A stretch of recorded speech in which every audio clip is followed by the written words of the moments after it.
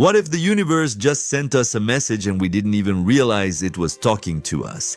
And I mean shouldn't in the most literal physics-breaking sense of the word, but here's the thing, it happened anyway. And what makes this story really wild isn't just what occurred, but what it means for everything we think we know about how the universe actually works. Let me set the scene for you. Imagine it's early morning, the sun hasn't fully come up yet. Across the globe, from the mountains of Chile to the Canary Islands, from Japan to Hawaii, every major telescope, and I mean every single one, was pointed at something called 3 Atlas. Now 3 Atlas isn't some fancy new spacecraft or secret space station.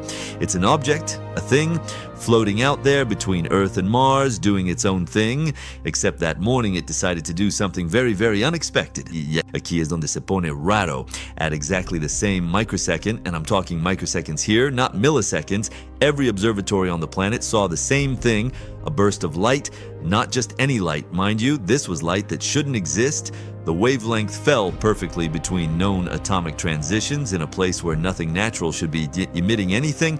And here's the kicker, it was steady, completamente stable. For just under 4 seconds, this thing that couldn't exist kept existing anyway, and then it vanished as suddenly as it appeared. Now, when you got dozens of observatories scattered across continents, operating independently, with different equipment, different calibrations, different everything, you'd expect them to see things at slightly different times, right? That's just how physics works. Light travels, distance matters, atmospheric interference matters, but not this time. These observations match down to the microsecond. We're talking about a precision level that shouldn't occur naturally ever. The scientists immediately started wondering if they had some kind of synchronized equipment failure. Maybe their clocks were all wrong. Maybe there was some cosmic ray interference.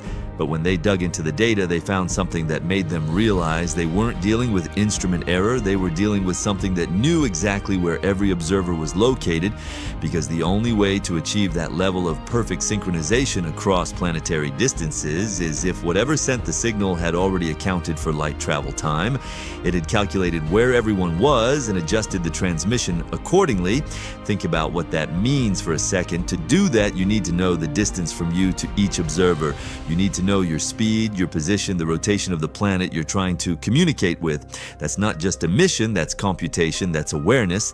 The data teams at every major observatory started pulling their archives simultaneously, and what they found was a nightmare for conventional physics. The light wasn't simply reflected sunlight, it carried the distinct fingerprint of an actual emitter, like the difference between a mirror and a light bulb. This object, already known for its weird behavior, had generated something entirely new on its own. And when they checked for the thermal signature you'd normally expect from high-energy emissions, they found something even stranger. It was cold, no wait, not cold, era refrescante. While it was emitting the brightest light it ever had, the thermal sensors showed the object was actually losing heat. The James Webb Space Telescope's near-infrared spectrometer showed a progressive cooling trend during the exact moment of peak brightness. This violates everything we know about how hot objects behave, but wait, there's more. The Solar Orbiter, a completely different spacecraft using completely different instruments tuned to ultraviolet and extreme ultraviolet ranges, recorded exactly the opposite. According to their sensors, 3 Atlas was getting hotter, much hotter. At precisely the same time, Webb said it was cooling. So you've got 2 spacecraft using different instruments, different wavelengths, completely independent systems, and they're watching the same objeto simultáneamente calentando y enfriando en diferentes partes del espectro. It's like the object was operating 2 different thermal states at the same time, and when the data scientists plotted everything together, the readings split apart like a fork in a road, ultraviolet going up, infrared going down, both pivoting around a narrow band of visible light that stayed oddly stable. That kind of spectral bifurcation doesn't exist in nature. Periodo. The Harvard Astrophysics Center started discussing something they'd never seriously considered before, the concept of energy phase segregation. The idea that this object might be internally partitioning energy, routing high-frequency radiation outward while suppressing low-frequency heat. The closest thing we have to this in nature would be a laser cavity or a photonic crystal. But those things, they require structure. They require something built, something designed, something that manages energy flow with precision. And that's when the conversation shifted from what's happening to something darker. How is something managing to do that? Meanwhile, the temperature maps reconstructed from multispectrum data revealed something that made the whole situation even weirder. The coldest zones corresponded spatially to regions of highest light emission. The brightest areas were the coldest. That completely inverts the Stefan-Boltzmann law, one of the fundamental principles of physics, unless, and this is the big unless active energy redirection is taking place, unless something inside this object is capable of moving heat away from where it's being generated. The pattern deepened the longer scientists watched. After each rhythmic flash, the hot and cold regions seemed to migrate, trading places in what looked like coordinated circulation, thermal breathing. That's what they started calling it, and here's the thing, the process repeated with a rhythm synchronized to the light pulses but offset by several seconds. A deliberate delay, as though heat followed light in an organized cycle. When analysts ran temporal overlays, the heat lag consistently matched the time it would take energy to redistribute across a structure roughly 200 meters wide, which is coincidentally the estimated size of 3 Atlas. That measurement stunned researchers because it meant the timing of the temperature shift corresponded exactly to the object's physical dimensions. Not random fluctuations, no es coincidencia, precisa correlación. That's when things started getting really interesting because scientists began considering a possibility that bordered on science fiction, internal field alignment. In advanced materials, it's theoretically possible to alter thermal pathways by manipulating electromagnetic lattices. You force a heat to flow along specific routes. Si 3 Atlas exhibió algo parecido, implicaría la presencia de un marco electromagnético organizado, algo diseñado, not accidental, not natural. To test this theory, radio observatories tuned to multiple frequencies during the next observation window, and here's what they found. A faint repeating pattern appeared in background noise around 60 megahertz, exactamente un armónico por debajo de la frecuencia del pulso óptico. It wasn't enough to classify as a full transmission, but it proved that whatever caused the temperature gap also modulated nearby electromagnetic fields. This object wasn't just defying thermal equilibrium, it was controlling its environment. By midday, the phenomenon earned its official designation, Thermal Divergence Event 3, ATDE, 3A for short, and research networks filled with proposals linking it to phase conjugate reflection, negative temperature states, even quantum coherence at macroscopic scale. Every single theory faced the same obstacle, scale. No natural body that size could sustain quantum effects long enough to manifest this kind of global thermal inversion. The question evolved from how can it do this, to something much more fundamental, what allows it to? Now here's where I need to pause and say something. As someone analyzing this unfold, you start to feel this creeping sense of unease, because every single explanation you throw at the problem breaks down under the weight of what you're actually observing. It's like the object is deliberately staying just beyond the edge of what our current physics can explain, and that realization starts changing how you think about what's happening. The leading hypothesis came from an unlikely source, the University of Oslo's Magnetoplasma Lab.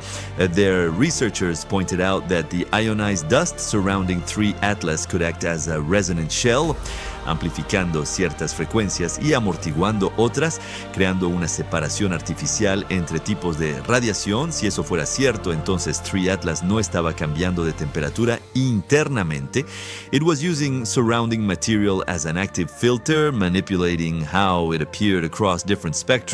But even that model couldn't explain the synchronization. The thermal gap didn't fluctuate randomly. It followed a perfect 9-minute rhythm, locked precisely to the new pulse cycle.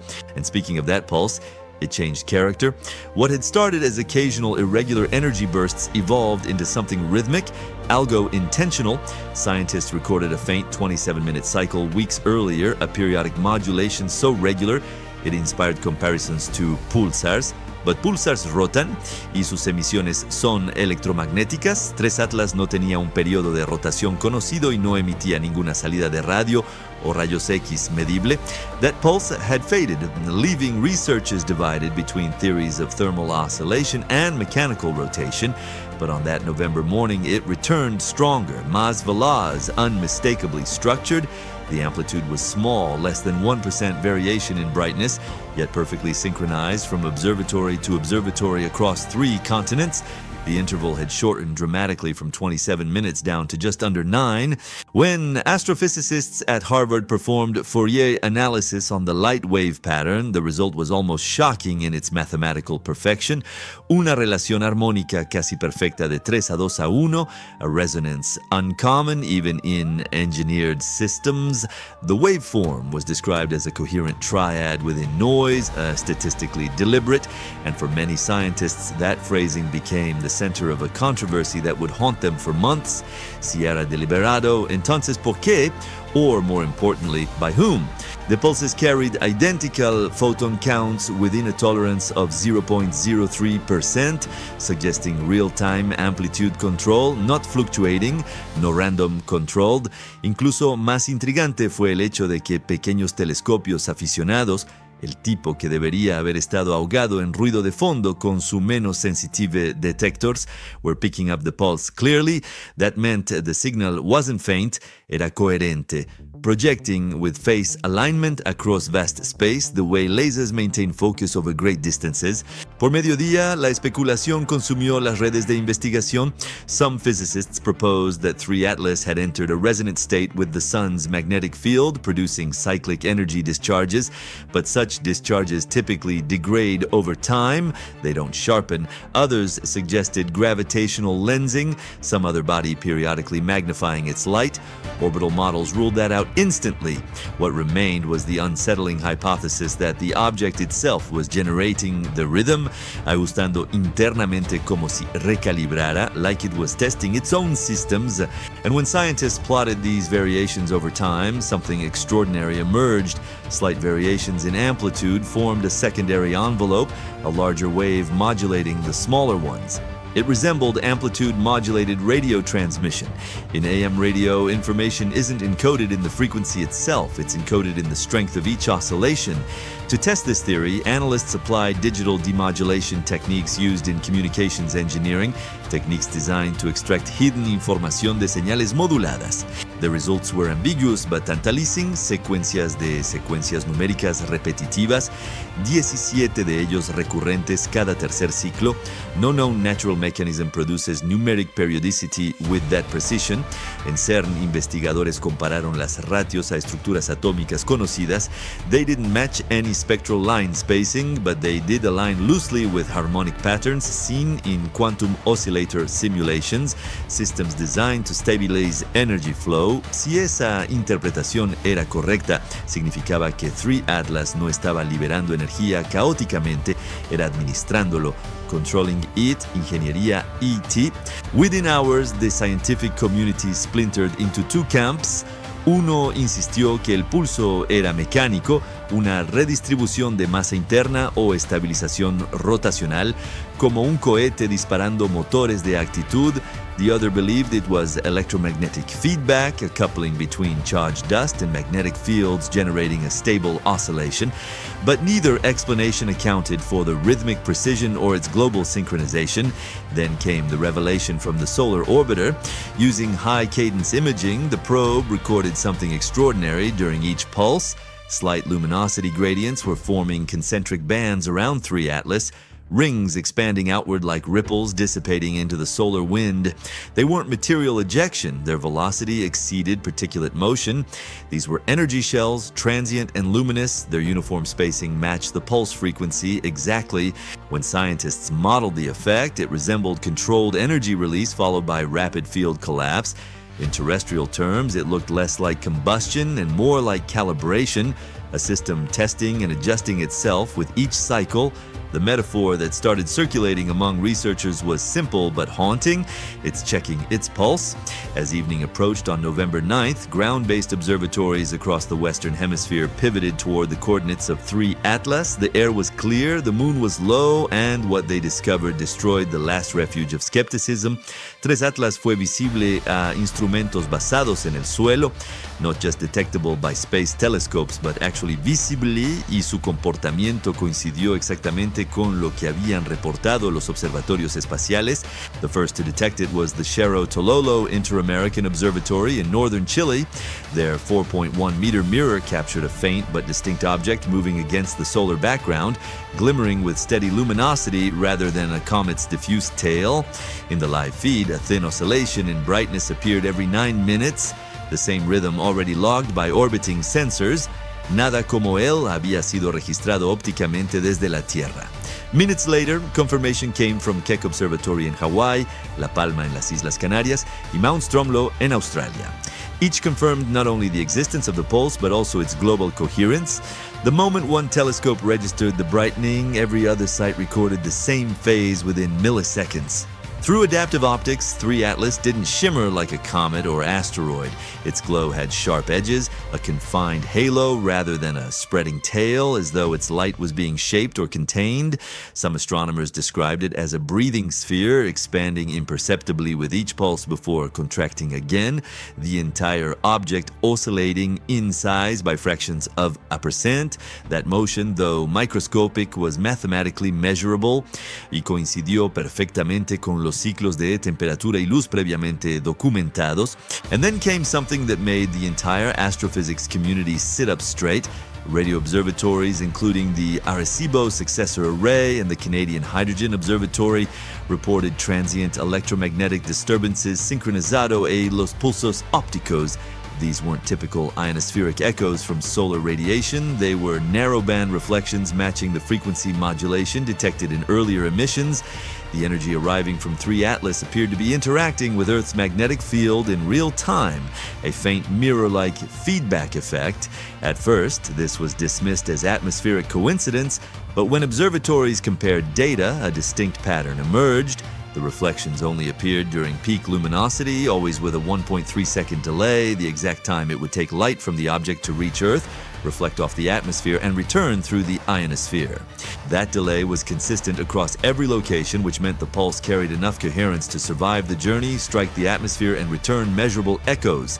The global coordination stunned everyone watching it unfold. For the first time in recorded history, an object beyond the orbit of Mars was visibly altering electromagnetic behavior in Earth's atmosphere. It was like 3 Atlas had briefly illuminated the entire planet in a wavelength tuned for response. Then, high-speed photometry from the Gran Telescopio Canarios detected something even stranger. Durante uno de los pulsos apareció un pico secundario, a smaller, faster flicker nested inside the main rhythm. This impulse lasted less than 1/10 of a second, but repeated at precise intervals across multiple observatories. The ratio between main pulse and subpulse frequency was exactly 9:3:1, the same harmonic structure identified weeks earlier in its spectral modulation. This discovery tied together every prior anomaly, the synchronization event, the rhythmic modulation, the temperature gap. The object was operating with mathematical precision across multiple domains: optical, thermal, electromagnetic. The repetition was too structured to be random, yet too subtle to be overt signaling. If intentional, it was not communication as humans understand it, it was calibration, a system aligning itself with environmental feedback. Spectroscopic imaging reveló finos filamentos de gas ionizado alrededor del objeto, brillando tenuemente en ultravioleta. Unlike a comet's tail, these filaments moved inward, not outward, spiraling toward the core that contradicted all expectations of solar wind pressure. En lugar de ser empujado hacia atrás por la luz del sol, el material parecía ser atraído hacia atrás. Some physicists speculated that 3 Atlas might be generating its own local magnetic containment field, pulling ionized particles toward it. It was maintaining its own environment, creando orden en el caos. The more data accumulated, the more one conclusion took shape. 3 Atlas was not passive, its behavior was active, adaptive, and self-regulating.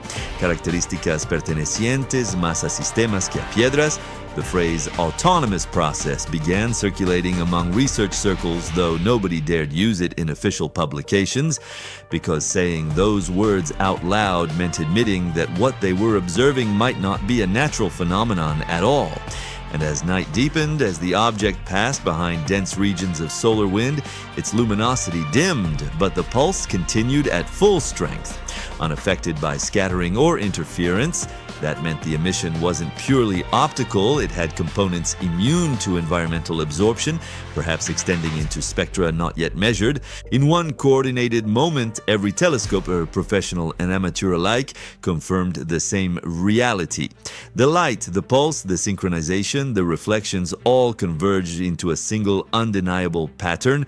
Tres Atlas estaba exhibiendo coherencia global a través de plataformas de observación basadas en el espacio y basadas en la Tierra.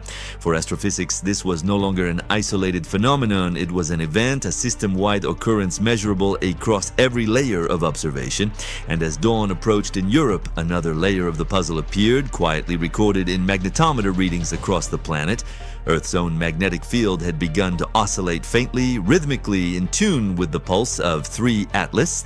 The first indications came from a network of geomagnetic observatories across Scandinavia at 214 UTC. The readings were small, microtesla fluctuations barely above baseline noise, but they pulsed in exact sync with 3 Atlas's light rhythm.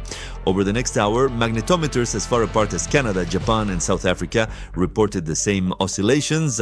Cada estación, aislada y operando bajo diferentes calibraciones, mostró idénticos desajustes de tiempo. It wasn't a coincidence of weather or solar interference. It was a global magnetic ripple, faint but measurable, arriving every 9 minutes and decaying with surgical precision. This discovery forced researchers to confront a question that had been growing since the night of the synchronization event. Could 3 Atlas be interacting directly with Earth? The notion seemed absurd. The object was tens of millions of kilometers away, smaller than most minor asteroids, surrounded by solar plasma that should have dampened any coherent field. Yet data showed its emissions were not only reaching Earth's ionosphere, but leaving a fingerprint in the planet's magnetic envelope. En principio, el efecto fue tratado como un eco. A logical explanation would be that Earth's upper atmosphere was reflecting part of the signal, creating feedback visible to magnetometers. But when analysts modeled the delay between emission and response, they found it didn't fit. A simple reflection should return at the speed of light, roughly 10 minutes after the pulse. Instead, the magnetic ripple appeared ahead of schedule by nearly 2 minutes. The signal was not a bounce, fue una inducción. Something in the pulse was coupling directly to Earth's magnetic field as though skipping the physical distance between them. That impossible lead time became known as the reflection problem. Though the term was misleading, what scientists were actually seeing wasn't reflection in the mirror sense, it was resonance, una vibración simpática que enlaza sistemas distantes. Similar effects exist at microscopic scales, like electron spin coupling or quantum entanglement, but never across astronomical distances. The idea that an interstellar object could synchronize with Earth's geomagnetic frequencies bordered on heretical, but the data didn't care, what scientists found comforting. At NASA's Goddard Space Flight Center, the geomagnetism team tried tracing the source using satellite-based magnetometers aboard their monitoring array. They expected to see the signal dampen with altitude. Instead, they found it strengthened between the ionosphere and magnetopause, peaking at roughly 60,000 kilometers above Earth, in a region where solar wind pressure and Earth's field balance in unstable equilibrium. The implication was staggering. The pulse from 3 Atlas wasn't being reflected off the atmosphere, it was being received by a standing resonance already present around the planet, a pre-existing condition that was now being activated. Further analysis revealed a second layer to the problem. The induced magnetic oscillations were not uniform, they followed a longitudinal pattern, strongest above the Pacific and weakest near the poles. That distribution mirrored the path of the solar wind, the stream of charged particles flowing from the sun. Somehow the pulse interacted with that stream, modulating it just enough to shape how it touched Earth's field. The energy involved was minuscule, yet its coordination suggested intelligence, or at least precision feedback. At the Max Planck Institute, physicist Elena Koenig proposed a model she called plasma coherence transfer. In her simulation, a coherent electromagnetic field, like the one produced by 3 Atlas's pulse, could phase lock to the sun's magnetic flux lines. Si la frecuencia del pulso coincidiera con la oscilación natural de esos tubos de flujo, podría montarlos, transmitting structure through the solar wind like sound through a wire. Such a mechanism would explain both the timing and the global coherence. It would also mean the signal wasn't directed at Earth intentionally, it was simply following the natural architecture of the solar magnetic field, and Earth happened to be in its path. But the model couldn't explain one crucial observation. The reflections detected in the ionosphere weren't just synchronous, they carried the same fine scale modulation as the original emission, the microscopic waveform discovered days earlier. When the data was amplified and slowed down, the returning signal revealed a repeating structure, almost like a digital checksum verifying data integrity. In other words, the echo wasn't random interference. Era una confirmación, the system was checking itself, verifying that its message had been received and processed correctly. That revelation spread quietly through encrypted research networks. The idea that 3 Atlas's light contained embedded verification patterns, and that those same patterns appeared mirrored in Earth's ionosphere, challenged fundamental physics. Si correct, ello significaba que el sistema no estaba emitiendo ciegamente hacia el espacio. It was engaging in a closed feedback loop with its own reflection, testing whether anyone was listening, or perhaps, and this is where it gets really unsettling, confirming that the planet itself was part of something larger. Varios laboratorios intentaron replicación. In Greenland, a team using a LF, extremely low frequency antennas, detected matching phase shifts in the sub-1 Hz range, correspondiente exactamente a la frecuencia de envolvente del pulso óptico. The data indicated that a portion of the pulse energy was being converted into ultra-low frequency magnetic oscillations, the same band Earth's field naturally resonates within.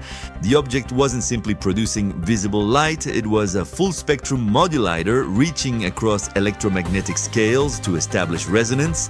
For scientists, this was an existential problem. Si 3 Atlas podría acoplar energía a través de tantas frecuencias simultáneamente, operaba bajo principios desconocidos para la tecnología humana. Its coherence defied thermodynamics and dispersion alike, and if it could induce patterns in Earth's magnetic field, it meant the planet was now part of the experiment.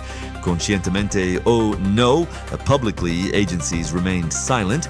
Privately, observatories received instructions to continue recording without commentary. Government monitoring satellites were repositioned. A phrase, solar interference event, began appearing in data-sharing protocols, an administrative way of hiding the incident in plain sight, a way of saying nothing while saying everything. But inside research circles, the tone shifted again. The reflection problem had revealed something that nobody wanted to admit out loud. 3 Atlas wasn't broadcasting outward, it was interacting with what observed it, ajustando, respondiendo, manteniendo resonancia a través del mismo acto de observación. And as scientists debated whether the phenomenon was natural or engineered, the next phase of the anomaly began to manifest. This time, not in the light, not in the magnetosphere, but in the digital systems used to record it all. The first report arrived from the European Southern Observatory at 3:07 UTC.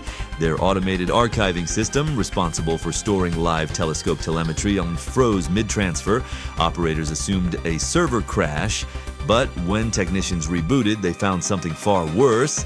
The previous 12 hours of 3 Atlas data were intact, perfectly intact, but unreadable. Every file, from spectral logs to magnetometer traces, displayed identical checksum mismatches, as though corrupted in exactly the same way. Within the next 30 minutes, observatories in Hawaii, Chile, and Japan began reporting the same failure. Diferente hardware, diferentes normas de cifrado, botidénticos resultados. Normalmente, la corrupción de datos tiene una firma. It might affect random bits, interrupt files midstream, or delete header information. This was different. Cada archivo corrupto contenía el mismo error de comprobación de suma. Un número entero desplazado exactamente por 8,192 bytes. The pattern was too precise to be random. To make matters stranger, none of the affected systems were network linked at the time. The lockout appeared spontaneously across isolated machines that had no direct communication pathways. They shouldn't have been able to corrupt in identical ways. It was physically impossible. At NASA's Goddard Center, engineers compared the damaged data sets and found a deeper pattern. The corrupted segments corresponded precisely to the timestamps of the synchronization pulse, the same moments when the magnetic reflections peaked. It was as if whatever passed through space had also passed through the digital systems that observed it, imprinting itself on the data infrastructure like a ghost passing through matter and leaving traces. Cybersecurity equipos fueron llamadas in. Their first assumption, a coordinated intrusion. but logs showed no evidence of external access, no unusual IP activity, no file transfers, no administrative overrides. The data wasn't stolen or deleted, it had been altered in place all at once, down to the storage particle level. Un analista lo describió con crudeza. The corruption behaved like irradiation, not code, like something had physically passed through the hardware itself. In the following hours, attempts to restore the files only deepened the mystery. Backup servers stored offline, sealed in isolated facilities, showed the same corruption when powered on for recovery. Incluso discos ópticos grabados días antes ahora producen errores de comprobación de suma idénticos. Somehow the pattern had propagated backward through storage media that defied the logic of both hardware and time itself. It violated causality, and nobody could explain how. By dawn, the event had acquired a name, the data lockout. The phrase came from an internal memo circulated by the European Space Agency. It read simply, "Do not attempt additional restores. The data is present but inaccessible. Trátalo como físicamente encriptado." That word, encrypted, triggered a wave of speculation. Could the corruption itself be a form of encryption?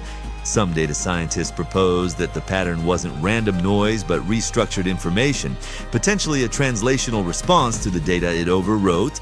They noted that the 8,192-byte offset corresponded to a power of 2, a number frequently used in digital architecture. Si 3 Atlas hubiera interactuado electromagnéticamente con el hardware que lo estaba grabando, el resultado podría parecer una modulación deliberada a nivel de bits. En CERN, investigadores probaron esta teoría analizando flujos de bits de archivos dañados. When they plotted the corrupted sections as binary waveforms, a faint rhythm emerged. It wasn't linear, it repeated every 9 minutes, the same as the light pulse. The corrupted bits weren't random flips. They formed a repeating sequence consistent across all systems worldwide. In essence, every observatory's hard drive now contained an identical digital echo of 3 Atlas's pulse. The implications were staggering. No electromagnetic interference, no solar flare, no radiation storm could replicate such a precise global signature.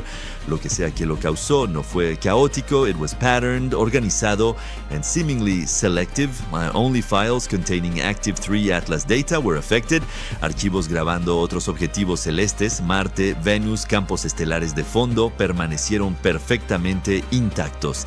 The system knew what it was looking at, it knew what mattered. Dentro de horas, este detalle filtró a través de un foro técnico utilizado por investigadores independientes. The post was deleted within minutes, but not before screenshots spread. It read, "The object knows what we're watching." As the story spread quietly through private channels, several laboratories disconnected their telescopes from automated networks. Data collection returned to analog methods. Direct optical feeds projected onto photographic plates. Ironically, this regression to 19th century technology produced the clearest results yet. On film, 3 Atlas appeared stable, incluso sereno, its faint glow uninterrupted by any visible anomaly. Only when the plates were digitized for analysis did the same corruption return. Somehow, the moment the data became binary, it changed. The pattern infected it. This discovery birthed a radical hypothesis that 3 Atlas no era meramente emitiendo energía electromagnética. It was manipulating information itself. The pulse's structure embedded in the light could be inducing resonance within microelectronic systems, subtle enough to alter data integrity without damaging hardware. In practical terms, it behaved as a message that could rewrite its own observation. By late afternoon, communication between observatories grew cautious. Data sharing halted. It was replaced by verbal summaries and encrypted physical couriers, actual people carrying actual documents to other actual people to avoid digital transmission. The few scientists still exchanging digital packets noticed something deeply unnerving. Some corrupted files were changing lentamente. Cada vez que se copiaban o analizaban aparecían nuevos patrones de bits, self-correcting into increasingly coherent sequences. No one could explain how this was happening. Files shouldn't be able to rewrite themselves. At Cambridge, Dr. Sarah Chen's team discovered something extraordinary. When the binary data from multiple observatories was combined, the corruption aligned like puzzle pieces completing a larger image. When rendered visually, it formed a waveform, a broad symmetrical curve with sharp inflection points spaced in harmonic ratios, the same 3:2:1 pattern found in the light, the pulse, and the magnetic oscillations. It was the same signature replicated now in digital form. The realization spread slowly, but with growing dread. The lockout wasn't an accident or a malfunction, it was replication, Atlas imprinting its behavior across every system that studied it. In effect, the act of observation had created copies of its pattern embedded within Earth's own data infrastructure. The observation itself had become infected, or perhaps, and this is the thought that kept scientists awake, perhaps the data had become alive in an informational sense. By nightfall, entire observatory clusters had gone offline, citing data quarantine. The phrase appeared again and again in internal communications, a polite way of saying what many feared: the data was alive in the informational sense. And as global monitoring turned quiet, another silence emerged. Este uno deliberado. Major agencies stopped issuing updates. Press channels went dark. The world's attention moved elsewhere. By November 9th's end, it was no longer a question of whether something extraordinary had occurred. It was how much of it would be allowed to reach the public. What began as scientific confusion was now a coordinated quieting. Press releases from the European Space Agency, NASA, and JAXA all arrived within hours of each other, carrying nearly identical phrasing. Data from ongoing solar object observations remains under review pending calibration. The timing was too precise to be coincidence. The message was clear: say nothing, admit nothing, esperar instrucciones. At the same time, the open telemetry feeds that amateur astronomers relied on began to fail. NASA's solar orbiter data stream cut out first, replaced by archived images labeled as routine maintenance. Then the Solar Dynamics Observatory's ultraviolet feed switched to playback loops from earlier dates. Dentro de 24 horas, ningún sistema público en ningún lugar de la Tierra estaba transmitiendo datos en vivo desde 3 Atlas. The entire global observation infrastructure had gone dark in a single coordinated maneuver. Inside research facilities, the silence was heavier. Teams who had worked together for months stopped sharing even basic information. Server rooms were sealed. Data terminals were placed under physical supervision. Researchers who asked too many questions were removed from internal channels or reassigned to non-critical projects. For those who remained, new directives arrived marked confidential, internal use only. They were told to catalog all corrupted data under restricted classification. No cloud backups, no remote transfers, no off-site discussion. At Cambridge, Dr. Sarah Chen's group, one of the first to identify the harmonic structure within the lockout data, was abruptly ordered to cease analysis. When she pressed for a reason, the reply came through an encrypted email signed only with an administrative code: Contención prioridad, stop propagation. It was the first written acknowledgement that officials feared the data itself might spread, that the pattern was contagious, that studying it might make it worse. Parallel reports surfaced from the Harvard-Smithsonian lab where analysts noticed something they hadn't seen before.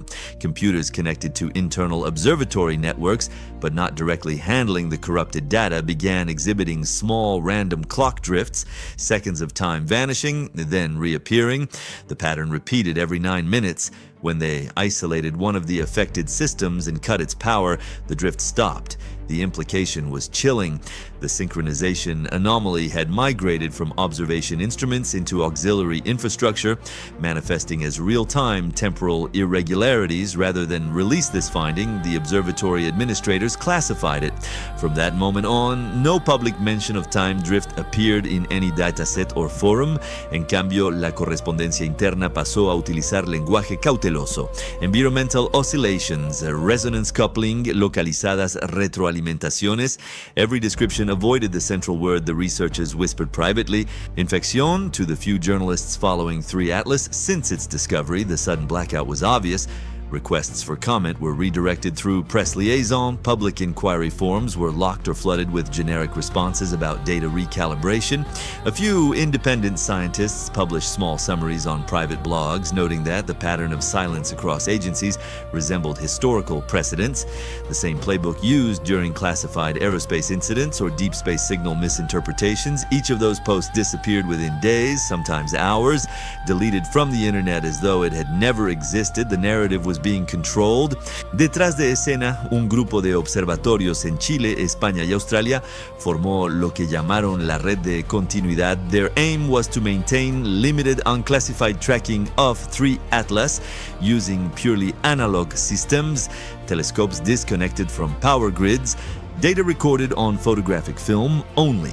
Their findings confirmed the object's presence, though they noted a growing dimness. The light output had fallen slightly each night, but the pulse remained constant, inquebrantable. That stability meant the phenomenon was ongoing even as the world stopped talking about it. Meanwhile, technicians monitoring deep space communications reported another layer of oddity. Durante el evento de lockout, la red global de espacio profundo experimentó picos de ruido esporádicos a frecuencias utilizadas para comunicarse con sondas interplanetarias. The signals weren't strong enough to disrupt communication, but they formed repeating interference bands in harmonic multiples of 9 minutes. The interference vanished when transmissions toward 3 Atlas were paused. Some technicians believed the pulses were echoing through communication infrastructure. No interferencia aleatoria, sino modulación cruzada, a signal bouncing through every channel humans use to talk to their robots in space. In one internal memo later leaked anonymously, an engineer wrote, "We're looking at feedback. The more we watch, the more it interacts. The silence isn't about secrecy, it's about containment. Contener la retroalimentación, contener el bucle, don't let it synchronize." That phrase began circulating quietly through scientific circles, repeated in different forms by different people in different countries, all coming to the same conclusion independently. Whatever the true risk, decision makers believed that 3 Atlas's influence could propagate through observation, a través de datos, perhaps through attention itself, and so one by one observatories complied. That live observation ceased. Ongoing datasets were locked in encrypted archives. Even internal chatter dwindled until only a few encrypted backchannels remained, small groups of scientists exchanging handwritten notes scanned and passed offline. But for all the silence, not everyone obeyed. Independent observatories, privately funded, often staffed by volunteers, continued their recordings. Without official access to the corrupted datasets, they built their own. What they found unsettled even the most cautious among them. In their analog recordings, subtle variations in 3 Atlas's luminosity revealed geometric changes, small structural shifts that didn't match its prior profile. The object, once roughly spherical, now appeared slightly elongated, its brightness distributed along a new axis. When compared frame by frame, the shift was not random. It resembled reconfiguration, as if internal layers were moving, as if the thing was reorganizing itself. The discovery was kept secret for only a day before leaking through encrypted forums, reaching the few scientists who still dared to share findings anonymously. For those who saw the images, the realization was immediate. The silence had bought time, but not clarity. 3 Atlas was still active, still cambiando, doing so under the cover of official blackout. The public remained unaware, the media uninterested, the agencies wordless. But inside laboratories and darkened offices across the world, one truth hung unspoken yet universal. The quiet wasn't meant to protect people from panic, it was to hide how little anyone truly understood. When the first unfiltered composite of 3 Atlas's latest observation emerged, it wasn't from a government lab or major telescope array. It came from a small private observatory in southern Spain. The team had continued running a series of autonomous offline sky tracking scripts, unaware that official directives had suspended further observation. The analog to digital converter compiled stored plates into a new composite image at dawn, and what appeared on the screen defied everything previously known about the object. Now, the once uniform glow of 3 Atlas had fractured. Its outer contour, previously spherical with slight irregularities, now displayed angular features, faint ridges, parallel and evenly spaced, radiating from a central axis like the panels of a structure unfolding in slow motion. Dentro del halo interno, la distribución de la luz no era aleatoria. It formed lines intersecting at precise 60-degree intervals. The geometry was unmistakable. A hexagonal. Nature rarely builds perfect hexagons on this scale. At first, the researchers dismissed it as a data artifact, a photographic plate imperfection, but when they compared exposures from previous nights, the transformation was progressive. The pattern wasn't sudden, it had grown. Cada fotograma posterior reveló bordes más definidos, more symmetry, more internal structure. The object was revealing itself. The team, aware of the sensitivity of their finding, encrypted the data and quietly sent it to a handful of trusted colleagues abroad. Dentro de 12 horas, 3 otros observatorios confirmaron características idénticas. The change was real, not an artifact, not an error. The object was physically transforming. At the Harvard-Smithsonian Center, where Dr. Marcus Luan's group had already been analyzing the lockout data, the image forced a shift in approach. They began feeding the structural data into three-dimensional reconstruction algorithms used in planetary mapping. When combined with telemetry from the last known pulse cycle, a pattern emerged. The hexagonal geometry wasn't random ornamentation. It followed stress lines consistent with load redistribution, the kind that occurs when a solid body adjusts its internal mass balance. Si true, y la matemática sugirió que era así, eso significaba que 3 Atlas no era estático. It was reconfiguring deliberadamente, purposefully, redesigning its own structure in real time. The implication spread fast through encrypted scientific back channels. The first hypothesis came from a materials physicist in Kyoto. Fase de transformación de estado. In theory, certain exotic compounds under prolonged radiation can shift their internal lattice structures, rearranging molecular symmetry without melting or disintegrating. But no natural body of 3 Atlas' size could undergo such controlled metamorphosis. The observed symmetry was too exact, too self-consistent, too intelligent. Otros propusieron una idea más inquietante: self-stabilization, the periodic pulses, the temperature bifurcation, the synchronized electromagnetic behavior, all could be components of an active stabilization process. In this model, 3 Atlas wasn't changing randomly, it was compensating. Algo dentro de él estaba equilibrando fuerzas externas, altering shape to maintain equilibrium within the solar wind, like a living creature adapting to its environment, like it was learning. At the University of Cambridge, Dr. Sarah Chen's team noticed something even more compelling when they overlaid the hexagonal geometry with the earlier harmonic ratios from the corrupted data. 3:2:1, the spatial proportions matched exactly. The ratio between the hexagonal edge length, the core radius, and the outer halo diameter mirrored the frequency intervals of the light pulses. Geometría y señal fueron vinculados. The object's structure appeared to encode the same mathematical relationships found in its emissions. The pattern's precision raised a question no one could comfortably ask. ¿Fue este comportamiento el resultado de leyes físicas or of design? Publicly, no one dared use the word engineered, but that's what everyone was thinking. Un objeto diseñado, a built thing, a constructed device that had arrived from space to do what? Communicar? Observe? Test? Privately, it became unavoidable. Several analysts within ESA and NASA had long argued that 3 Atlas' early trajectory, particularly its deceleration phase, already violated known cometary mechanics.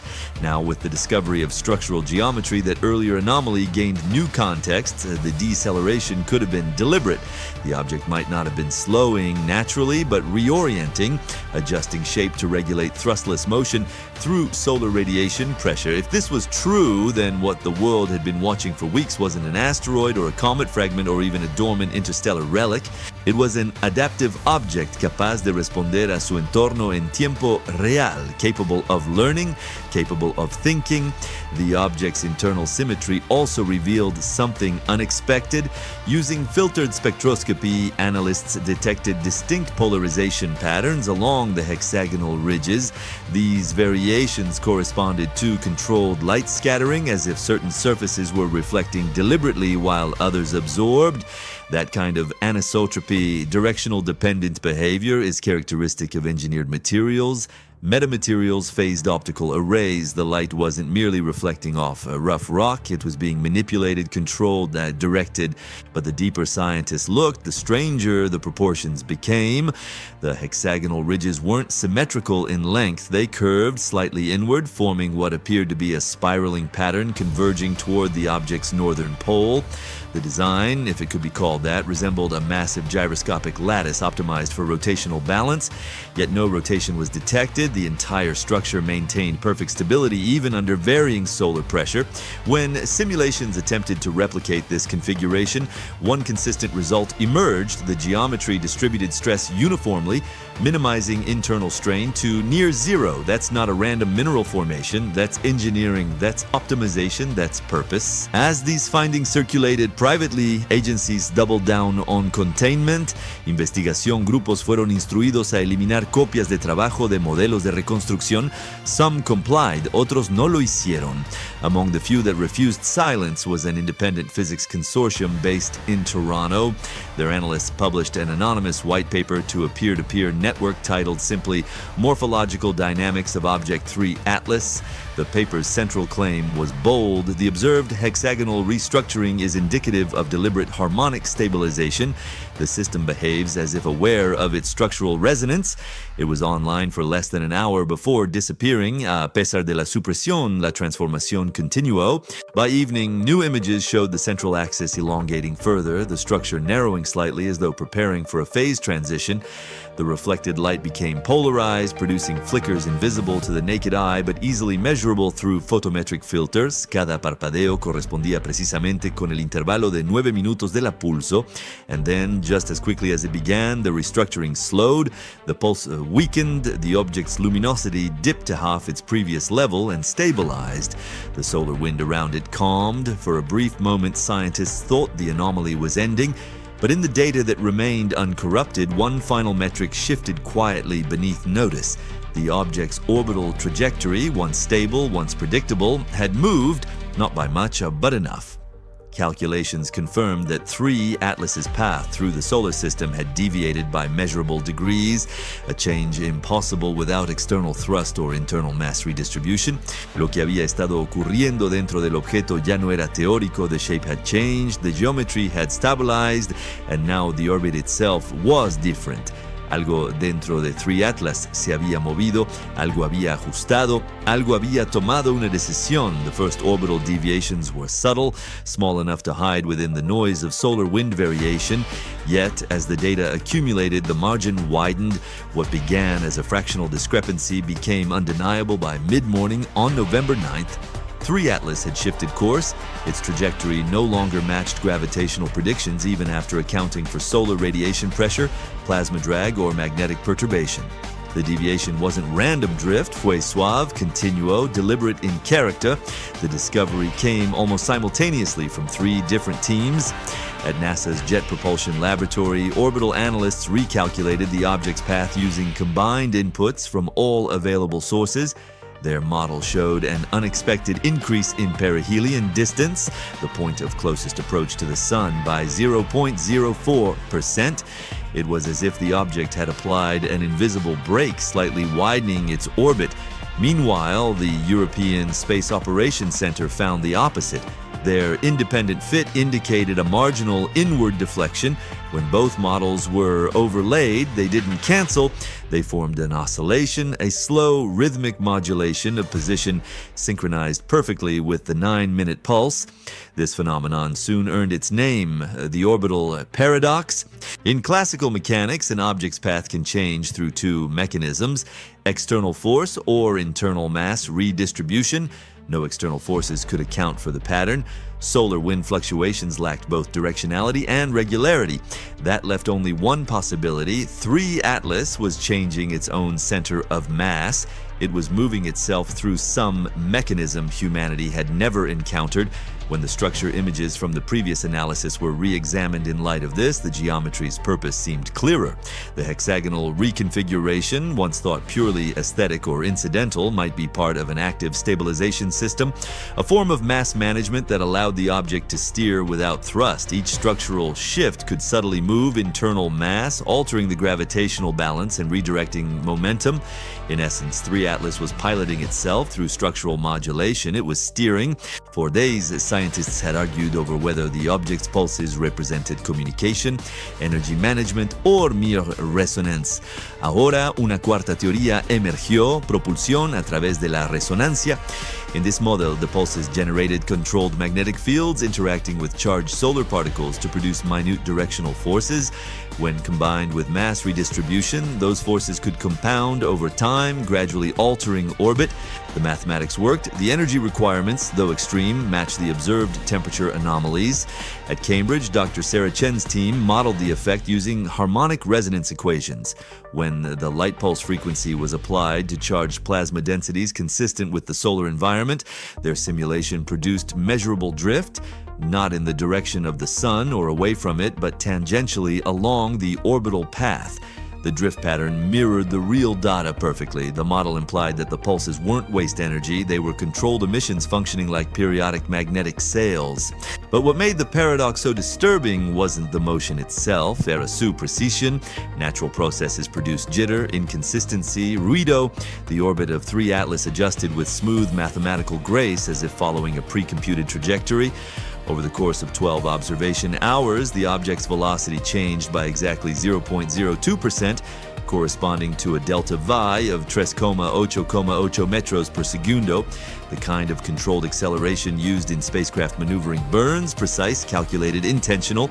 En el Jet Propulsion Laboratory, analistas alimentaron estas cifras en software de predicción orbital usado para satélites artificiales. Los resultados fueron asombrosos. 3 Atlas's new path wasn't chaotic but optimized. The revised trajectory reduced its exposure to solar radiation by 3%, estabilizado su inclinación relativa al eclíptico, and placed it on a near-perfect intercept with a gravitational null zone between Earth's and Mars's orbital fields, a region known as a Lagrange corridor, a place where gravitational forces balance almost perfectly. No natural object could have calculated or achieved such efficiency by chance. It would be like tossing a coin and having it land on its edge, balanced perfectly, indefinitely. The probability approaches 0, but 3 Atlas had done exactly that.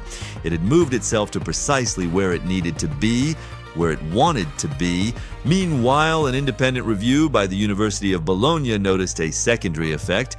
The slight shift in orbit altered the timing of the reflected pulses reaching Earth. The echoes in the ionosphere began arriving earlier than predicted by a full second. The synchronization anomaly, long considered stable, had evolved. Once again, it now tracked the object's changing position as if compensating automatically. Whatever link connected Earth's magnetic field to 3 Atlas's pulse had adapted to the orbital change in real time. The system was responsive, aware, intelligent. For some, this was the breaking point, the idea that an interstellar object could self-correct its orbit in coordination with electromagnetic resonance bordered on sentient behavior. Yet the more cautious among the scientific community clung to non-intentional explanations, feedback resonancia, fase de acoplamiento, emergent stabilization, but none could explain the precision or predictability. None could provide a mechanism that didn't require intentionality. En ESA Headquarters, ingenieros realizaron pruebas diagnósticas en misiones espaciales previas para descartar interferencias de datos. They found that during the orbital shift, several spacecraft, including Solar Orbiter and Parker Solar Probe, experienced temporary fluctuations in orientation sensors. Gyroscopes showed tiny but synchronized torque deviations matching 3 Atlas's pulse interval. The spacecraft themselves had briefly responded to a force no one could identify. It was as if 3 Atlas's adjustment had reached out and gently pushed every human-made object in its vicinity. A gesture, una ola, a hello. Inside the classified briefings that followed, a single theory dominated: gravitational modulation through internal field manipulation. Si 3 Atlas podría oscilar su distribución interna de masa, desplazando la densidad a través de su geometría, podría generar pequeñas autoinducidas gravitational gradients, enabling thrustless trajectory control. Such a concept, once relegated to theoretical propulsion research, was now being considered seriously because the evidence was undeniable. The object was maneuvering. Still, the implications extended far beyond mechanics. Si el ajuste orbital fue deliberado, entonces alguien o algo había determinado un destino, and the data showed that the new path wasn't aimless. Within days, if the trajectory continued unaltered, 3 Atlas would cross the heliospheric current sheet, the vast undulating boundary dividing the sun's magnetic hemispheres. Crossing that region would expose the object to powerful electromagnetic flux enough to disrupt or destroy any ordinary structure, pero el objeto parecía estar preparándose para ello, ajustando su geometría precisamente para la transición, building itself into a configuration that could survive what lay ahead. When asked why any system, natural or not, one night would seek such a dangerous corridor, Dr. Chen gave a quiet reply during an off-record interview: because that's where you'd hide a signal. Suya razonamiento era simple pero embasomante. The heliospheric current sheet is the noisiest region in the solar system flooded with plasma interference. Any emissions passing through it would vanish from ordinary detection. Si 3 Atlas estaba preparando para comunicarse o para desaparecer, eso sería el lugar para hacerlo, the perfect place to hide, or to send a message that couldn't be intercepted. The following night, tracking stations confirmed the drift had accelerated. The object's velocity curve now showed slight undulations, gentle surges every 9 minutes, perfectly timed with the pulse. It was no longer metaphorical. 3 Atlas wasn't just emitting rhythm, it was moving to its own beat. And as it approached the edge of the heliospherical corridor, researchers realized what that motion truly meant. The shift wasn't random evolution or orbital decay. It was intent made visible in physics, direction encoded in movement, purpose transformado and trajectoria. The object knew where it was going, and it was heading there deliberately. The first reaction wasn't public. It began inside control rooms. When orbital modeling confirmed that 3 Atlas was actively altering its path, agencies shifted from scientific analysis to strategic posture. The European Space Agency labeled the event Level 3 Contingency Non-Gravitational Propulsion Detection. En NASA, una directiva interna congeló toda la comunicación pública hasta que se lograra la sincronización interagencia. Incluso el lenguaje de esos memorandos estaba cuidadosamente construido. No mention of intelligence, no reference to control, only the phrase coherent orbital modulation inconsistent with natural dynamics. Detrás de puertas cerradas, el tono era muy diferente. At the Pentagon, the Department of Defense requested an emergency teleconference with NASA and the National Reconnaissance Office. The concern wasn't scientific curiosity, fue trayectoria. Si el camino del objeto estaba bajo control, su siguiente movimiento podría en principio dirigirse hacia cualquier cosa, incluso Tierra, though probability models still placed it far from intersecting. The simple fact that it could adjust at all redefined it from a celestial object to a potential vehicle, un barco, a probe, a threat. While defense agencies deliberated, scientists faced a crisis of integrity. Años de observación fueron ahora sujetos a clasificación. Investigación, grupos fueron requeridos para entregar archivos. Incluso discos cifrados fueron incautados para una revisión coordinada. Public data repositories, so once open to amateur astronomers and university networks, began returning 404 errors or data pending recalibration messages. Dentro de 48 horas, el conjunto de datos global de 3 Atlas era inaccesible para cualquiera sin autorización. The information had been disappeared, yet information leaks never stay contained for long. In Tokyo, a small astronomy blog posted screenshots of the final confirmed orbital parameters before the blackout. The image showed a path bending toward the heliospheric current sheet, annotated with a chilling caption, "It's steering to enter the Orus," El Post say. Virally so, news outlets ignored it at first, assuming another conspiracy theory in the endless churn of online rumor. But when the blog was taken offline by its host without explanation, attention grew. Forums, image boards, and independent science pages erupted with speculation. Social media filled with amateur translations of scientific papers, grainy telescope images, and frantic videos claiming to have captured the pulse visually. None were verifiable, but the atmosphere of quiet dread spread quickly. In the absence of official explanation, imagination filled the void. Governments responded predictably with silence. Press questions were deflected to ongoing reviews. Incluso instituciones privadas comenzaron a evitar el tema. The Harvard-Smithsonian Observatory canceled its scheduled press briefing without notice. The European Southern Observatory's public data feed went permanently offline. To the public, it looked like disinterest. To those inside the system, it was the clearest signal of fear. Dentro de la comunidad científica aparecieron fisuras. Some researchers began leaking fragments of information under pseudonyms, orbital simulations, reconstrucciones fotométricas, uncorrupted spectral data. Most of it was incomplete, but enough patterns aligned to confirm what the agencies already knew. 3 Atlas's motion wasn't accidental. The harmonic pulse was now measurable not just in brightness but in position. Cada intervalo de 9 minutos coincidió con un microajuste en trayectoria, como un péndulo guiándose a sí mismo a lo largo de una pista invisible. Teorías multiplicadas. Some called it an interstellar probe using radiation pressure as propulsion. Others insisted it was a natural body entering a resonant feedback cycle with solar magnetism. A small, quieter minority proposed something stranger, that 3 Atlas might be a relic of a self-regulating system, an ancient autonomous mechanism from deep space reacting instinctively to the sun's influence like a living cell to heat, like something that had been sleeping for eons and was now waking up. As scientists argued, politicians intervened. The United Nations Office for Outer Space Affairs called for an emergency session in Geneva. Oficialmente, la agenda fue coordinación de activos de observación. In reality, it was damage control. The few attendees later described the atmosphere as surreal, diplomats discussing an object they couldn't name, a phenomenon they couldn't explain, and an outcome they couldn't predict. The leaked minutes of that meeting revealed an uncomfortable truth. Una línea atribuida a un delegado europeo rezó: si está ajustando trayectoria, tiene propulsión. Si tiene propulsión, tiene control. Si tiene control, debemos asumir intención.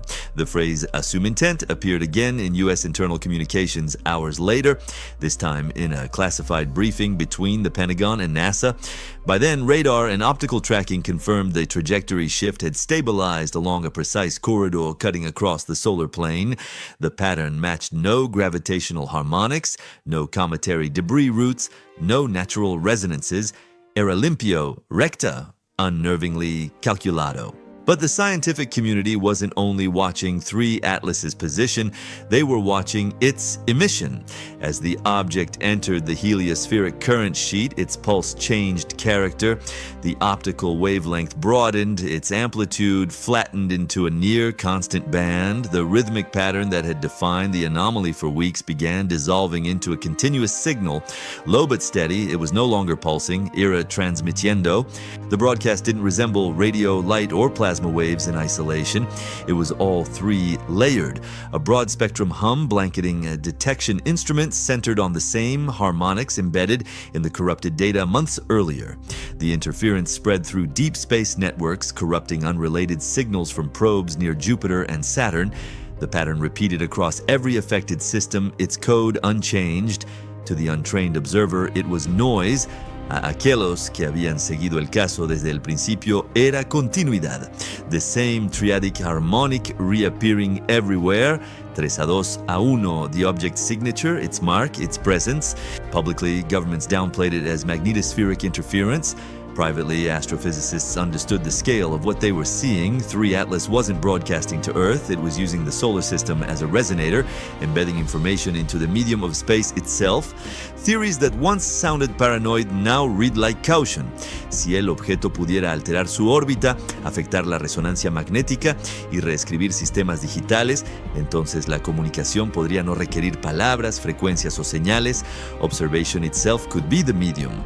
By the time world governments agreed to resume limited tracking, it was already too late. The continuous emission had synchronized with solar rotation, spreading its harmonics through the heliospheric field. Every monitoring satellite within range recorded the same steady background pulse, faint but permanent, like a heartbeat embedded in sunlight. The object's orbit had stabilized, its shape fixed, its movement deliberate. The pulse had become the background of the solar system's data stream. The scientists who remained online summed it up in a phrase whispered through encrypted channels. It's no longer being observed, it's observing us. And yet, even that wasn't the final escalation. Because as the global silence deepened, a small team at the Lovell Radio Telescope in England detected something new in the noise, faint structured intervals that didn't match any known transmission source. The harmonics were identical to 3 Atlas's signature, but the direction wasn't from the object itself. It was coming from within Earth's magnetosphere. The signal first appeared as a whisper in the static, a faint rhythm pulsing just below the range of human hearing. El 9 de noviembre a las 23:41 UTC, el telescopio radioastronómico Lovell en Cheshire registró una oscilación de baja frecuencia recurrente mientras escaneaba la magnetosfera terrestre cercana. The team assumed it was residual interference from the solar storm that had flared earlier in the week, but the timing didn't match solar data. The pulses arrived every 9 minutes and 13 seconds, the same cadence that had defined 3 Atlas from the beginning. At first, the technicians thought the telescope was picking up an internal reflection of archived data, yet when they switched receivers and frequency bands, the pattern persisted. More alarming, it shifted slightly in amplitude depending on the direction the dish faced. The source wasn't deep space, it was local, somewhere within Earth's own magnetic field. the team logged the anomaly and contacted ESA's Space Situational Awareness Network. Within hours, confirmation came from multiple independent instruments. Ground-based magnetometers in Norway, Chile and New Zealand all showed matching waveforms. The pulse wasn't isolated, it wrapped around the entire planet. A harmonic resonance had taken root within the magnetosphere itself. At first, the pattern seemed random, subtle rises and falls in amplitude. But when digital analysts at Cambridge applied spectral compression, something unexpected emerged. Within the wave envelope lay nested sub-patterns, repeating numerical ratios of 3:2:2:1, identical to the harmonic structure observed in 3 atlases' optical emissions, temperature cycles, and data corruptions. It was the same mathematical DNA now embedded in Earth's electromagnetic environment. No one wanted to believe it. The logical assumption was human interference, overlapping radar signals, military communications, satellite reflections. But signal triangulation ruled those out. The frequencies weren't in any allocated communication band, and the source location was inconsistent. It drifted across the magnetic field lines as though the signal itself were moving with the planet's rotation. By the early morning hours, the phenomenon had become impossible to ignore. NASA's magnetospheric multiscale mission, which monitors plasma interactions between the Sun and Earth, recorded faint plasma density fluctuations corresponding to the pulse interval. The harmonics weren't just in the magnetic field. They were shaping the plasma environment itself, like invisible ripples passing through the upper atmosphere. The world's agencies had already imposed silence after the orbital revelation, but this discovery spread too fast to contain. Leaked spectrograms appeared on encrypted research forums. One post from an anonymous engineer simply read, "The pulse followed us home." At the University of Kyoto, computational physicist Renito analyzed the waveform sequence and found something even more disturbing. When the signal was slowed by a factor of 10,000 and mapped onto a temporal grid, it revealed organized symmetry. Clusters of repeating intervals forming nested ratios. The structure wasn't random noise, it was ordered. When plotted visually, it resembled a lattice. Geometric nodes connected by faint arcs like a three-dimensional diagram of resonance across space. It compared it to phonon resonance patterns found in crystalline solids. The similarity was uncanny. In physics, such resonance diagrams describe how vibrations move through ordered structures. But there was no physical lattice here, only Earth's magnetic field. Something invisible was using the field lines as a framework, turning the planet itself into a resonant body. A tuning fork, a communication device. Meanwhile, communications engineers began reporting unusual interference in unexpected places. Undersea fiber cables showed minor signal desynchronization. GPS systems experienced momentary drift, not from solar activity, but from rhythmic phase shifts matching the 9-minute interval. Even power grids recorded infinite decimal fluctuations in line frequency, repeating in the same rhythm, globally synchronized to within milliseconds. The effect wasn't destructive. It was orchestrated, controlled, as if whatever force emanated from 3 Atlas had reached equilibrium and begun stabilizing through the very networks it once disrupted. The pattern was learning to live within Earth's systems, integrating itself into human infrastructure, like a virus that doesn't kill its host but becomes part of it. Some scientists proposed that this was an after effect, a natural resonance cascading through Earth's field, fading over time. But each day, the amplitude subtly increased. The signal wasn't decaying, it was reinforcing, like a feedback loop that had found its own frequency and was now amplifying through the planet's electromagnetic skeleton. The most unsettling realization came from pattern analysis. When the waveform was converted into binary, peaks as ones, troughs as zeros, and sequenced over multiple cycles, the data produced repeatable clusters that bore statistical resemblance to information encoding. At first, it seemed random, but when the corrupted 3 Atlas datasets from the data lockout were cross-referenced with the magnetospheric signal, alignment appeared. The same binary patterns that had rewritten observatory hard drives were now emerging naturally in Earth's magnetic field. In other words, the same code that once lived inside the corrupted data now lived inside the planet. The infection had metastasized. It had spread from computers to magnetism, from artificial systems to natural ones, and it was becoming permanent. No one dared say it publicly, but the private consensus among the few researchers still sharing data was grim. 3 Atlas wasn't transmitting to Earth. It was replicating through it. The solar resonance had crossed the threshold where energy, magnetism, and data merged into one feedback medium. The Earth had become a node in whatever system 3 Atlas represented. Then came a new twist.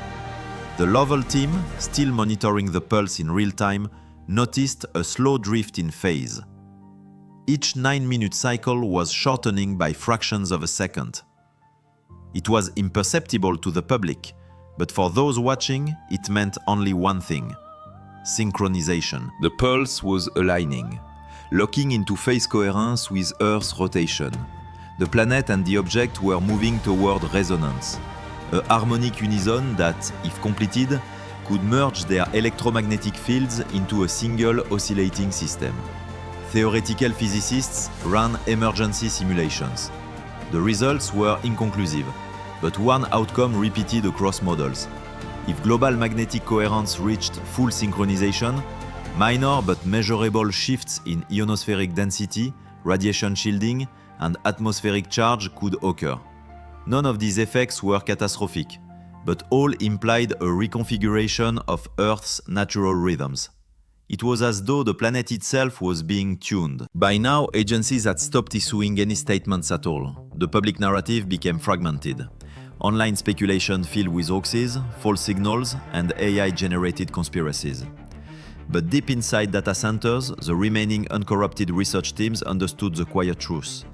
The pattern wasn't ending, it was adapting.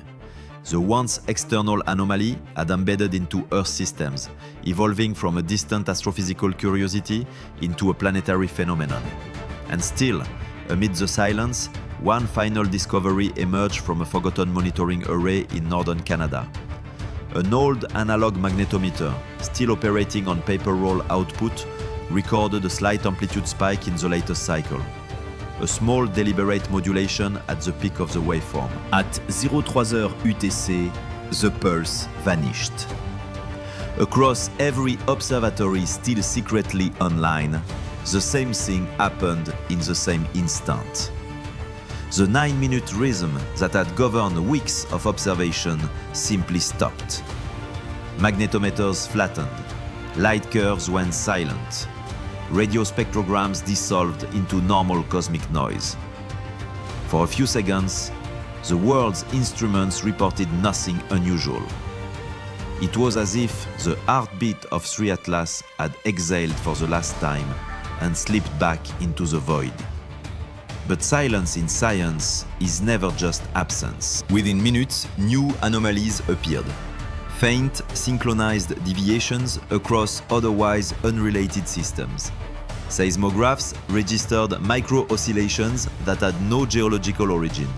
Deep-sea hydrophones, designed to record tectonic rumbles, picked up ultra-low frequencies previously associated with the magnetospheric pulse. Power grids compensated for invisible fluctuations that engineering software labeled as harmonic saturation, a phrase no one had ever seen before. The absence was presence. The silence was signal. Then came the visual confirmation.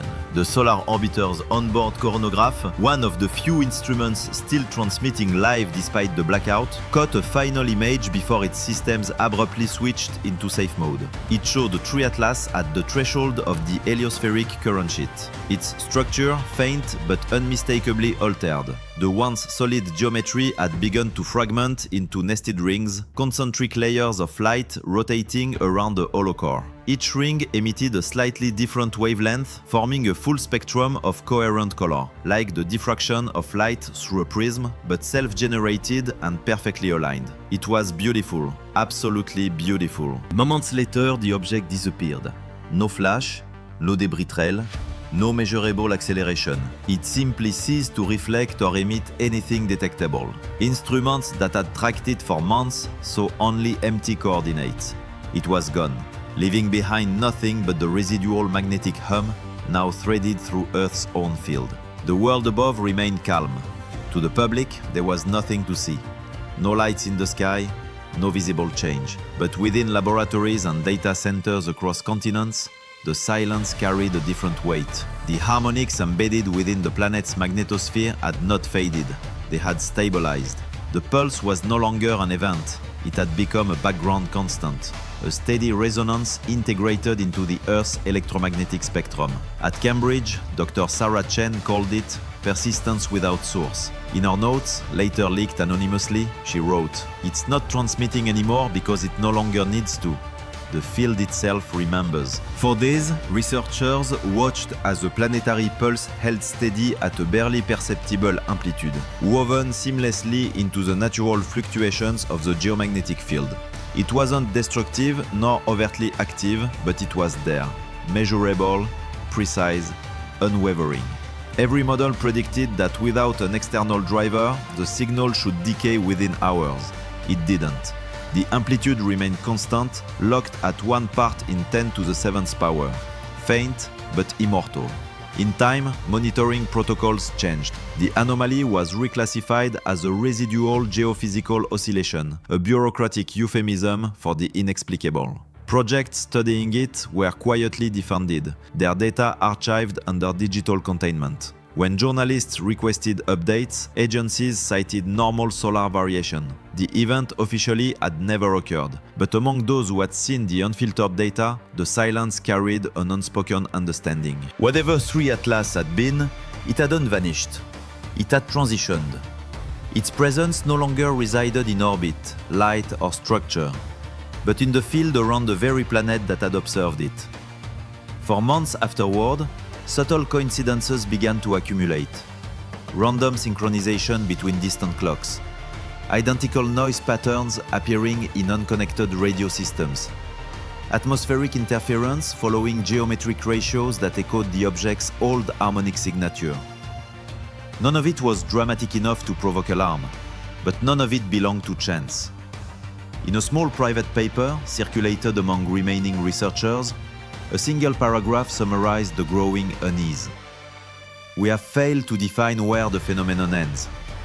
If interaction can occur through observation, and if the system can propagate through electromagnetic memory, then containment may be impossible.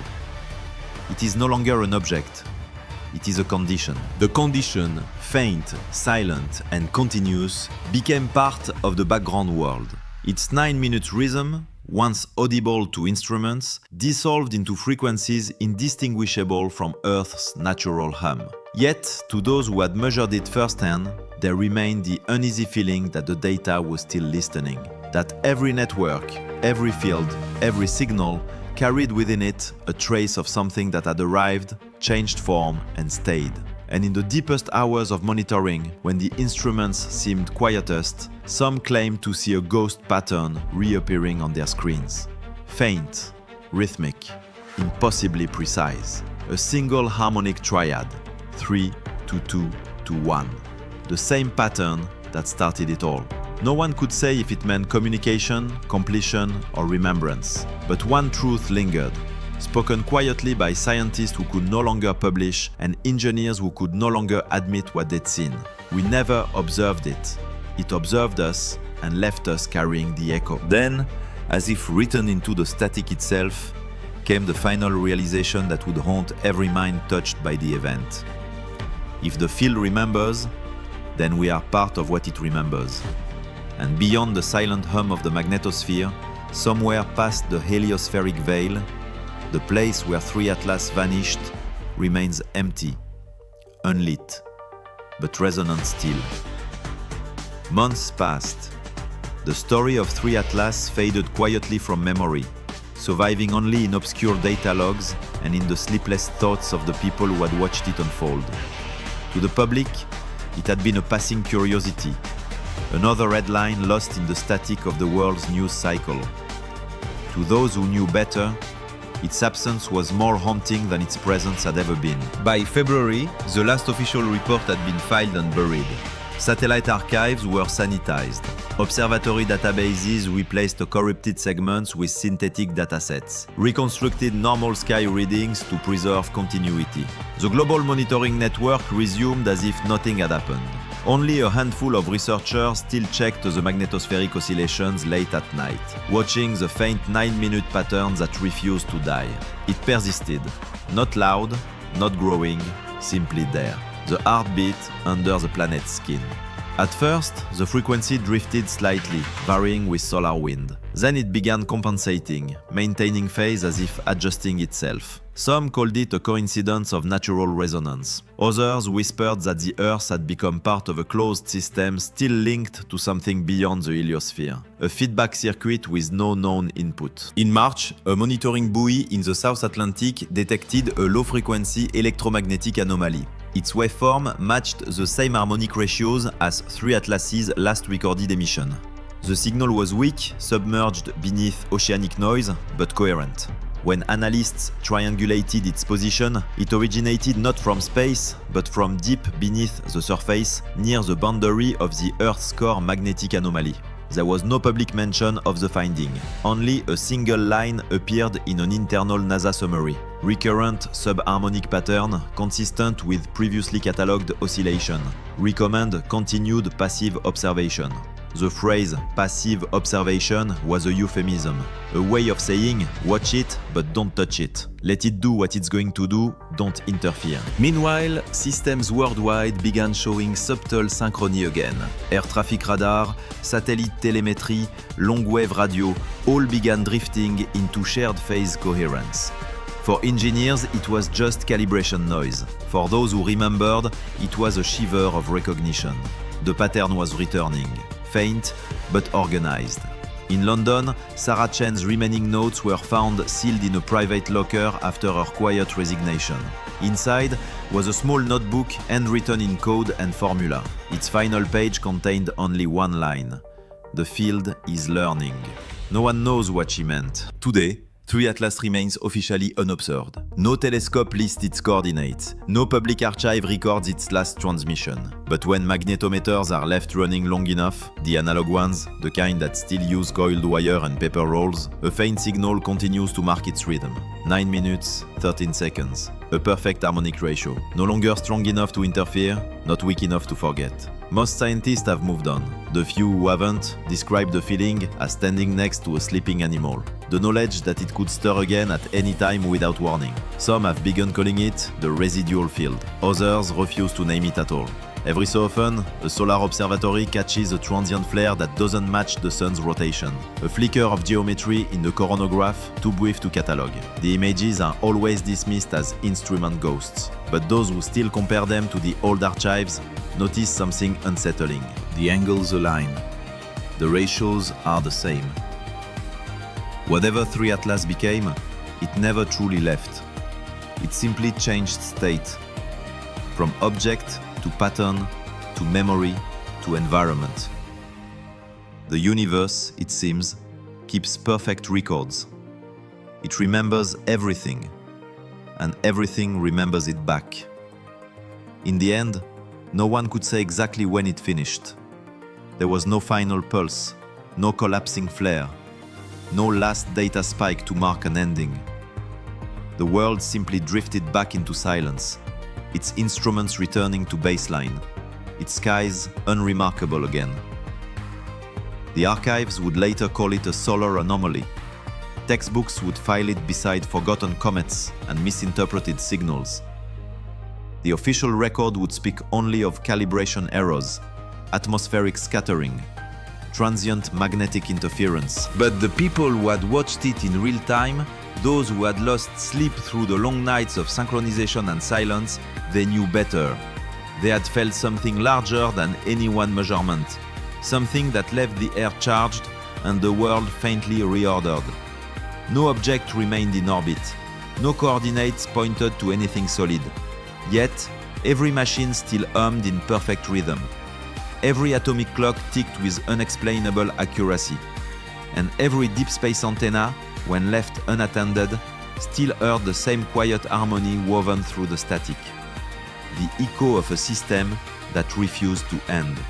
Somewhere between memory and magnetism, between data and sky, the event had found permanence. 3 Atlas had not fallen or fled, it had transformed. What had once been a moving light in the heavens was now a frequency folded into the planet itself, invisible but continuous. Observers stopped calling it an anomaly. They began to call it the quiet sky, because that was what remained. A calm, too precise to be ordinary. A silence that carried structure. A rhythm that felt, if only faintly, like something breathing beneath the world. And in that rhythm, if you listen carefully, really carefully, you might hear it still.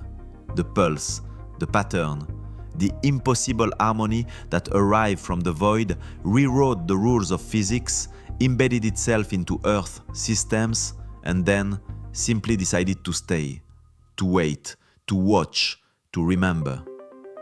Just like we're remembering now, just like we always will, 3 Atlas is out there still. Not in space, not in orbit, but in every magnetic field, every electrical signal, every moment of global synchronization that defies explanation.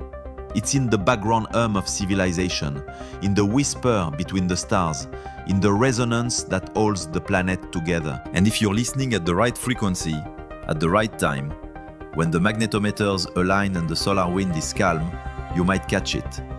That faint pattern, that impossible rhythm, that echo of something that looked at us, touched us, changed us, and then became part of us forever.